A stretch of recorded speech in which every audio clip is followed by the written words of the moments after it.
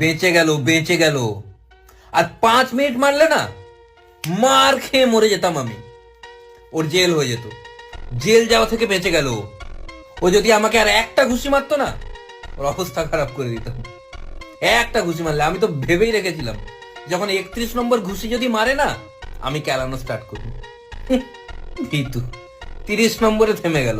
আর একটু হলে রক্তারক্তি হয়ে যাচ্ছিল, একটু হলে। শুধু আশেপাশের লোক ধরে নিল বলে। কাকে? ওকে, আমি তো ছাড়া ছিলাম।